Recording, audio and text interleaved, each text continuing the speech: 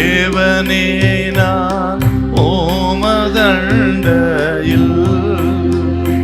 இன்னும் நெருங்கி சேர்வதே என் ஆவல் பூமியில்.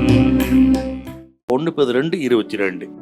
அவர் பாவம் செய்யவில்லை, அவருடைய வாயிலே வஞ்சனை காணப்படவும் இல்லை. அவர் பாவம் செய்யவில்லை, வாயிலே வஞ்சனை காணப்படவில்லை. நமக்கு பாடுகள் வரும் பொழுது, சில உபத்திரவங்கள், நிந்தைகள், அவமானங்கள் வரும் பொழுது, அது தொடர்ந்து வரும் பொழுதெல்லாம் நம்ம சில கேள்வி கேட்கிறோம். பொதுவாக நம்ம எல்லாம் கேட்கிற கேள்விதான், ஏன் ஆண்டவரே எனக்கு, நான் என்ன பாவம் செய்தேன் ஆண்டவரே, எனக்கு மட்டும் ஏன் ஆண்டவரே, இந்த கேள்வியை நம்ம கேட்கிறோம். அது நியாயம்தாங்க. நம்ம மாம்சத்தில் இருக்கிறதுனால இந்த பாடுகள் வழி கடந்து போகும்பொழுது ஜெபம் கேட்கப்படல, தலைக்கு மீறி பிரச்சனை போயிருச்சு, விருப்பத்துக்கு மாறா காரியம் நடக்குது, எவ்வளோ ஜெபம்னா ஒன்றும் நடக்கலைன்னா இந்த கேள்வியில வருது, எனக்கு மட்டும் ஏன் சுவாமி, ஏன் நீங்க பேசாம இருக்கீங்க? இப்படி அநேக சந்தர்ப்பங்களிலே நம்ம இந்த கேள்விகளை நம்ம கேட்கிறோங்க.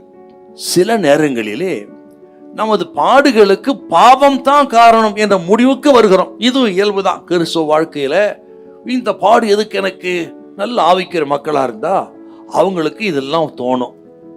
ஆனால் எல்லா பாடுகளுக்கும் பாவமே காரணம் இல்லைங்க, அதையும் மனசுல வைக்கணும். நீங்க இன்னொரு விஷயத்த சொல்லணும், ஆண்டவராகிய இயேசு கிறிஸ்து பாடுபட்டார், அவர் பாவம் செய்யவில்லை, வாயிலே வஞ்சனை காணப்படவில்லை.